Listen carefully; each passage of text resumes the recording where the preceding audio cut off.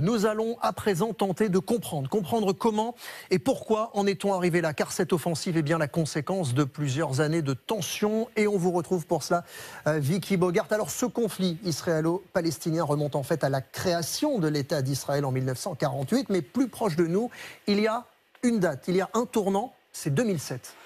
Oui, le tournant, c'est effectivement en 2007, à partir du moment où le Hamas prend le pouvoir à Gaza. Un blocus est imposé par Israël et tous les ans, il y a des tensions et des affrontements. Il y a notamment une escalade de violence fin 2008, début 2009, une autre en 2012. L'année 2014 est aussi particulièrement sanglante avec la guerre de Gaza.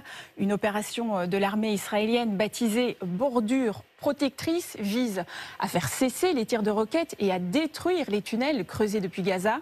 Le bilan est très lourd, plus de 2000 morts, la grande majorité des civils côté palestinien et 73 côté israélien. En 2021, le conflit reprend en intensité au printemps avec 11 jours d'affrontements particulièrement violents. Enfin, en mai dernier, une guerre éclair de 5 jours aboutit à une trêve plus ou moins respectée jusqu'à aujourd'hui. Alors justement, pourquoi le Hamas décide-t-il de passer à l'offensive maintenant, aujourd'hui ? Pour l'instant, le Hamas n'a pas expliqué ce choix, mais elle a lieu le lendemain du 50e anniversaire de la guerre de Kippour. Le 6 octobre 1973, une coalition militaire menée par l'Égypte et la Syrie attaquait Israël. C'était aussi une attaque surprise. Ce samedi, jour de Shabbat et donc de repos, correspond aussi à la fin des fêtes juives de Soukhot. Le pays était donc au ralenti.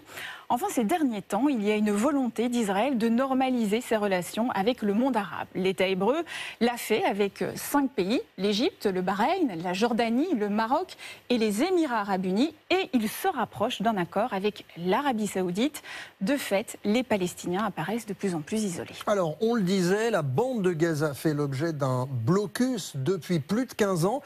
Comment le Hamas fait-il pour se procurer des armes malgré cet embargo? Selon les experts, le Hamas en fabrique lui-même. Il dispose de lignes de production de roquettes et de missiles.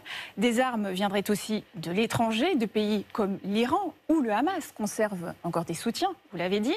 Pour contourner le blocus, le matériel passe par des tunnels sous la frontière entre l'Égypte et Israël. Il est aussi caché dans des bateaux de pêche.